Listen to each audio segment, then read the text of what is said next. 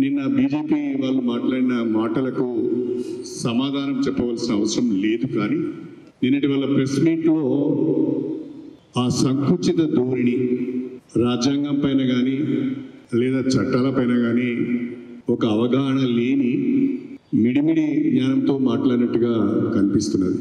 చెప్పుకోవడానికి పెద్దగా ఏమీ లేదు. కాబట్టి ఈ 10 సంవత్సరాల నరేంద్ర మోడీ పాలనలో తెలంగాణకు చేసింది ఒరగబెట్టింది ఏమీ లేదు. కాబట్టి అదేవిధంగా వరంగల్ జిల్లాకు ప్రత్యేకంగా చేసింది ఏమీ లేదు. కాబట్టి విధానాల పైన మాట్లాడకుండా వ్యక్తిగత విషయాలపైన మాట్లాడడం అంటే వాళ్ళ దిగజారుడు రాజకీయాలకు నిదర్శనం. ఓటమి భయంతోనే ఫ్రస్ట్రేషన్లో మాట్లాడుతున్నారేమో అని నాకు అనిపిస్తున్నది. ప్రధానంగా ఒక 2-3 విషయాలు మా మిత్రులందరూ కూడా చెప్పాలి. మా అమ్మాయి వరంగల్లో పుట్టింది, వరంగల్లో పెరిగింది, వరంగల్లో చదువుకున్నది, వరంగల్లో ఉద్యోగం చేసుకున్నది, తన క్లాస్మేట్ను ప్రేమ వివాహం చేసుకున్నది. కానీ ఆ రోజు నుంచి ఈ రోజు వరకు కూడా వరంగల్లోనే ఉంటున్నాం. ఇక్కడే ఉద్యోగం చేసింది, ఇక్కడే మా ఫౌండేషన్ ద్వారా, కడియం ఫౌండేషన్ ద్వారా సామాజిక సేవా కార్యక్రమాలు కూడా చేసింది. వర్ధన్నపేట హాస్పిటల్లోనే డాక్టర్గా పనిచేసింది. ఇక్కడ ప్రతి సందర్భంలో కూడా ఆమె ఎస్సీ సర్టిఫికెట్ను ఉపయోగించుకున్నది. మెడిసిన్లో కానీ, పీజీలో కానీ, డాక్టర్ ఉద్యోగానికి ఎంపికైనప్పుడు కానీ ఆమె ఎస్సీ సర్టిఫికెట్ ఉపయోగించుకొని ఆమె ఉద్యోగానికి వచ్చింది. ఆమె ఎస్సీ కాదు అని ఒక మాట మాట్లాడుతున్నారు. ఇంతకంటే నీచమైన దుర్మార్గమైన మాట ఇంకోటి ఉండదు. ఒక ఎస్సీ అయి ఉండి, అది కూడా ఇంకెవరైనా మాట్లాడితే అర్థం చేసుకోవచ్చు. ఒక ఎస్సీ అయి ఉండి ఆయన చెప్తాడు నేను లా చదివానని. మరి ఏం లా చదివాడో, మరి కాపీ కొట్టాడో, లేకపోతే ఆయన తరఫున ఇంకెవరైనా ఎగ్జామ్ రాశాడో నాకు తెలియదు. కానీ లా చదివిన వ్యక్తి మాట్లాడుతున్నాడు. 2017లో 5 జడ్జెస్ బెంచ్, సుప్రీంకోర్టుకు సంబంధించిన ధర్మాసనం అది సింగిల్ బెంచ్, డివిజన్ బెంచ్ కాదు. 5 జడ్జెస్కి సంబంధించిన ధర్మాసనం ఒక చారిత్రాత్మకమైన తీర్పు ఇచ్చింది 2017లో. ఆ తీర్పులు ఏమన్నారంటే, భారతదేశంలో మతం మారినంత మాత్రాన కులం మారదు. కాబట్టి వారు ఏ కులంలో అయితే పుట్టారో ఆ కులమే కొనసాగుతుందని ఒక మాట చాలా స్పష్టంగా చెప్పారు. రెండవది, అదే సుప్రీంకోర్టు ఇంకొక జడ్జిమెంట్లో పిల్లలకు తండ్రి క్యాస్ట్ మాత్రమే వర్తిస్తుందని చెప్పారు. నా క్యాస్ట్ నా బిడ్డకు వర్తిస్తుంది. రేపు మా కావ్య పిల్లలకు వాళ్ళ తండ్రి క్యాస్ట్ వర్తిస్తుంది. ఈ మాత్రం కనీస పరిజ్ఞానము ఉండవలసిన అవసరం ఉన్నది. మూడవది, ఆమె స్పెషల్ మ్యారేజ్ యాక్ట్ ప్రకారం పెళ్లి చేసుకున్నది, రిజిస్ట్రేషన్ కూడా చేసుకుంది ఆ మ్యారేజ్ యాక్ట్. దాంట్లో చట్టం కల్పించిన వసతి ఏంటి అంటే, సౌకర్యం ఏంటి అంటే, మ్యారేజ్ తర్వాత కూడా ఎవరి రిలీజన్ వాళ్ళు కొనసాగించుకోవచ్చు.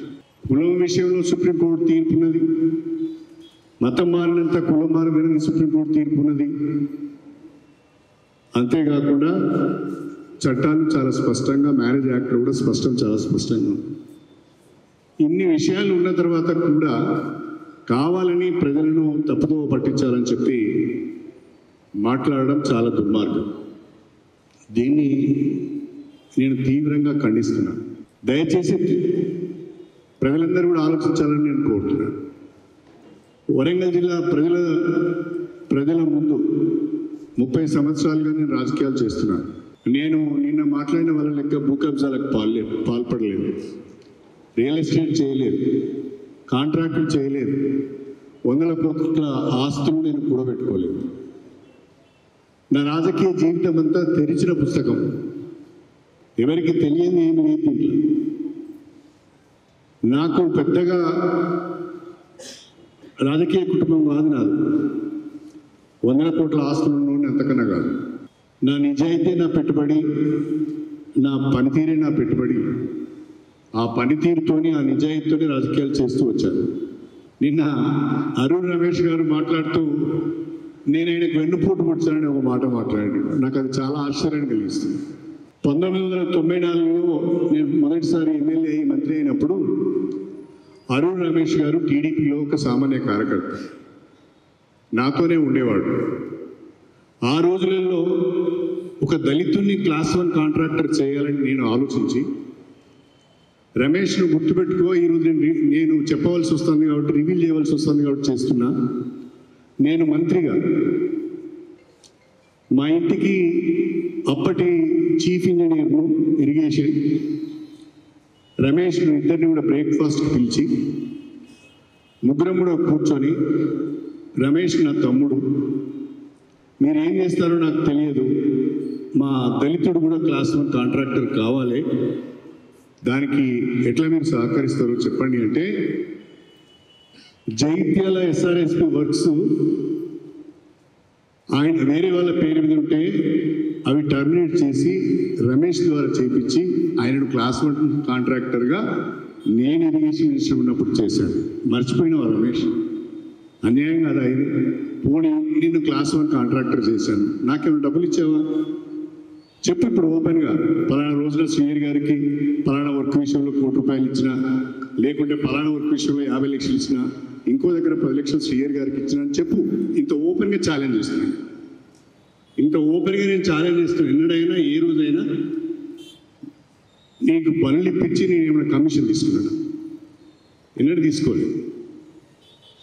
ఆ తర్వాత ఆయన కాంట్రాక్టర్గా పెంచడమే కాకుండా రాజకీయంగా కూడా ఆయనకు అవకాశం వచ్చినప్పుడు 2014లో ఆయన విజయం కొరకు నేను ప్రచారం చేశాను.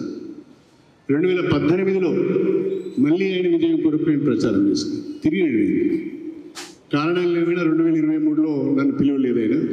నేను కూడా ఎమ్మెల్యేగా పోటీ చేసిన, నేను పోలేకపోయినా, వాస్తవంగా నన్ను పిలవలేదు. ప్రజలకు నీ మీద, నీ వ్యవహార శైలి పైన, మండలానికి గెస్ట్ హౌస్ కట్టుకొని నువ్వు వ్యవహరించిన తీరు పైన, ఓఆర్ఆర్ అలైన్మెంట్ చుట్టూ నువ్వు చేసిన భూ కబ్జాలను చూసి భయపడిపోయి నేను ఊళ్ళో కూడా రానియలేదు కదా. కొన్ని ఊళ్ళో కూడా నేను ఎంట్రీ కానియాలి. ఎన్ని రకాల ఆందోళన చేసినా తెలుసు. వాటన్నిటి కారణాల వల్ల నువ్వు ఓడిపోయినావు. నేను ఎన్నడూ కూడా ఏ పార్టీలో ఉన్నా ఆ పార్టీ నిర్ణయానికి, విధానానికి కట్టుబడి ఉన్నాడే తప్ప ఎవరికి వెన్నుపోటు పొడవలేదు. ఆ మాటకు వస్తే, నా ద్వారా ఎదిగిన అరుణ్ రమేష్ నాకు వెన్నుపోటు పొడిచాడు. నేను పెంచిన అరుణ్ రమేష్ నాకు వెన్నుపోటు పొడిచాడు. ఎందుకు అంటే బీఆర్ఎస్ టికెట్ ఆయనకి ఇవ్వమని అడిగాము. మేమందరం కూడా యునానిమస్గా బీఆర్ఎస్ టికెట్ ఆయనకే ఇవ్వమన్నాం. కానీ మా మాట వినకుండా వెళ్ళిపోయాడు, టికెట్ తెచ్చుకున్నాడు. నీకు వెన్నుపోటు పొడవలే, నీకు అన్యాయం చేయలే, నీకే టికెట్ ఇవ్వమని చెప్పాము. కేసీఆర్ ముందట, రమేష్ ముందట, అందరి ముందట రమేష్కి టికెట్ ఇవ్వమని అందరం చెప్పాను. నువ్వు వెన్నుపోటు పొడిచి పార్టీ మారి, పార్టీ మారిన ఇతరుల మీద నువ్వు మాట్లాడే అర్హత నీకెక్కడిది? నువ్వు కూడా పార్టీ మారినావు కదా. 10 ఏళ్ళు ఎంజాయ్ చేసి, కాంట్రాక్టులు తీసుకొని, రియల్ ఎస్టేట్ చేసి, దందాలు చేసి, డబ్బులు సంపాదించుకొని నువ్వు కూడా పార్టీ మారినావు కదా. నువ్వు ఇంకోరి గురించి మాట్లాడే అర్హత నీకెక్కడిది? కాబట్టి ఇంత నీచ స్థాయికి దిగజారి మాట్లాడుతున్నారంటే ఫ్రస్ట్రేషన్లో ఉన్నారు, ఓటమి భయంతో ఉన్నారని స్పష్టంగా అర్థమవుతుంది. ఒక్క కడియం శ్రీహరి పైనే విమర్శలు చేస్తున్నావు, వెంటబడుతున్నావు, మరి మిగతా ఇద్దరి గురించి ఎందుకు మాట్లాడడం లేదు? ఇంకా నేను మాదిగా ఉపకులానికి చెందిన వ్యక్తిని చెప్తున్నా, కానీ నువ్వు నా ఇంటినే పడుతున్నావు. కారణం ఏంటి అనేది మందకి చెప్పవలసిన అవసరం ఉంది. ఇంకో మాట ఏమంటాడు, నేను మాదిగలకు ద్రోహం చేసిన అంటాడు. నా జీవితంలో ఎవరికి ద్రోహం చేయలేదు, ప్రత్యేకంగా మాదిగలకు కూడా నేను ద్రోహం చేయలేదు. అవకాశాలు నన్ను వెతుక్కుంటూ వచ్చాయి. నేను అవకాశాల కొరకు పరిగెత్తలేదు, అవకాశాలు నన్ను వెతుక్కుంటూ వచ్చాయి. ప్రత్యేకంగా ఇవాళ మాదిగలకు ద్రోహం చేస్తున్నది మందకృష్ణ మాదిగ. ఎందుకు మాదిగలకు ద్రోహం చేస్తున్నాడంటే, భారతీయ జనతా పార్టీకి దళితులు అంటే గిట్టదు, భారతీయ జనతా పార్టీకి ముస్లిమ్స్ అంటే గిట్టదు, భారతీయ జనతా పార్టీకి మైనారిటీస్ అంటే గిట్టదు, క్రిస్టియన్ మైనారిటీస్ అంటే గిట్టదు, భారతీయ జనతా పార్టీకి పేద వర్గాలంటే గిట్టదు. ఆ భారతీయ జనతా పార్టీ 3వసారి అధికారంలోకి వస్తే రాజ్యాంగాన్ని మారుస్తాం, రిజర్వేషన్లు ఎత్తివేస్తామని చెప్పి స్పష్టంగా చెబుతున్నారు. రిజర్వేషన్లు ఎత్తివేస్తే దళితుల భవిష్యత్ ఏంటి? దళితుల యొక్క పరిస్థితి ఏ రకంగా ఉంటుందో ఊహించుకుంటేనే చాలా భయానకంగా ఉన్నది. అలాంటి భారతీయ జనతా పార్టీకి ఓటు ఏమని అడుగుతున్నాడు? దళితులపైన దాడులు చేస్తూ, దళితులను మానభంగాలు చేస్తూ, ముస్లిమ్స్ను ఎన్కౌంటర్ చేస్తూ, క్రిస్టియన్ల యొక్క చర్చను తగలబెడుతూ, రాజ్యాంగాన్ని మార్చి రిజర్వేషన్లు ఎత్తివేస్తామని చెప్తున్నా భారతీయ జనతా పార్టీకి ఓటు ఇస్తున్నావంటే నువ్వు దళిత జాతికి మోసం చేసినట్టు కాదా, ద్రోహం చేసినట్టు కాదా అని అడుగుతున్నా. నువ్వు కాంగ్రెస్ పార్టీకో నాకో ఓటు వేయొద్దని చెప్పడంలో అర్థం ఉన్నది, కానీ బీజేపీ పార్టీకి ఓటు వేయమని చెప్తున్నావంటే నీలో అంబేద్కర్ వాదం లేదా? నీలో దళిత జాతి అనుభవించిన అసమానతలు, అవమానాలు లేవా? అవి నీకు కనిపించడం లేదా? ఏ రకంగా నువ్వు బీజేపీ పార్టీకి ఓటు వేయమని చెప్తావు? ఇది దయచేసి దళితులందరూ కూడా ఆలోచించాలని నేను కోరుతున్నాను. నియోజకవర్గ స్థాయి సమావేశాలను కూడా ఏర్పాటు చేసుకొని క్యాండిడేట్ అందరికీ పరిచయం చేస్తూ ముందుకు వెళ్తున్నాం. నాకు 100% నమ్మకం ఉంది. ఎవరెన్ని కుయుక్తులు పనినా, ఎవరెన్ని రకాల కుట్రలు చేసినా, ఎవరెన్ని రకాలుగా తప్పు ప్రచారం చేసినా, ఎవరెన్ని రకాల కుట్రలు చేసినా, తప్పు ప్రచారాలు చేసినా, మే 13 నాడు జరిగే లోకసభ ఎన్నికలలో గెలవబోయేది కాంగ్రెస్ పార్టీ, గెలవబోయేది డాక్టర్ కడియం కావ్య అని చెప్పి నేను ఈ సందర్భంగా తెలియజేస్తున్నాను. ఒక్క మాట వివరణ ఇవ్వాలని కూడా అనుకుంటున్నాను. నేనేదో బీఆర్ఎస్ పార్టీ అభ్యర్థిగా అమ్మాయిని ప్రకటించిన తర్వాత అక్కడి నుంచి డబ్బులు తీసుకొని వచ్చినా అని ఒక మాట కూడా దయచేసి యూట్యూబర్స్ కానీ మా ప్రింట్ మీడియా మిత్రులు కానీ క్రాస్ చెక్ చేసుకోకుండా ప్రచారం చేయొద్దని మాత్రము మీ అందరికీ చేతులెత్తి నమస్కారం చేస్తాను. నిజాయితీని నమ్ముకొని పనిచేసే వ్యక్తులు ఎవడో అవలగాడు మాట్లాడితే దానికి తల వచ్చి పారిపోయే వ్యక్తులం కాదు. నేను ఇవాళ సవాల్ చేస్తున్నా, నిరూపించండి. మీరు చెప్పిన మరుక్షణము మా అమ్మాయిని మేము ఇద్దరం కూడా ఆ అమ్మాయి పొడి నుంచి వేయించుకోవడానికి సిద్ధంగా ఉంది. విధవ మాటలు మాట్లాడద్దు, లఫౌట్ మాటలు, లఫంగా మాటలు మాట్లాడద్దు. మీ దగ్గర సమాచారం ఉంటే బయట పెట్టండి. దయచేసి అది ప్రజలకు కూడా తెలియాలి. నేను ప్రజలను నమ్ముకున్నా, వరంగల్ జిల్లా ప్రజలను నమ్ముకున్నా. 30 సంవత్సరాలు వరంగల్ జిల్లాలో అన్ని నియోజకవర్గాలతోని కాస్తో కూస్తో పరిచయాలు ఉన్నాయి. ప్రజలను నమ్ముకున్నా. నేను మీకు మాట ఇస్తున్నా, నేను ఇక్కడ ఉన్న అందరి శాసనసభ్యులతో కలిసి ముఖ్యమంత్రి రేవంత్ రెడ్డి గారితో వారి యొక్క సహకారంతో, ఆశీర్వాదంతో ఈ జిల్లాను అభివృద్ధి చేసుకోవాలనేదే నా తపన. అమ్మాయి ఎంపీగా ఎన్నికైతే ఆమెతో కూడా కేంద్రం నుంచి కొన్ని నిధులు తీసుకువచ్చి వరంగల్ పట్టణాన్ని బాగా అభివృద్ధి చేసుకోవాలనేది కూడా ఒక ఆలోచన ఉన్నది. మనకు అండర్ గ్రౌండ్ డ్రైనేజ్ లేదు. నేను పోయినసారి కూడా చెప్పాను, చాలా ప్రయత్నం చేశాను కానీ అది సక్సెస్ కాలేకపోయాను. అదేవిధంగా ఔటర్ రింగ్ రోడ్ కొరకు కూడా చాలా ప్రయత్నం చేసినాం, సక్సెస్ కాలేకపోయినాం అనేక కారణాల వల్ల. ఈ పట్టణాన్ని చాలా బాగా అభివృద్ధి చేసుకోవాల్సిన అవసరం ఉన్నది.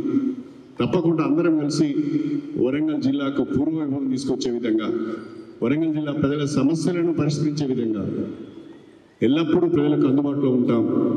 నిజాయితీగా పనిచేస్తాం, తప్పు పని చేయము.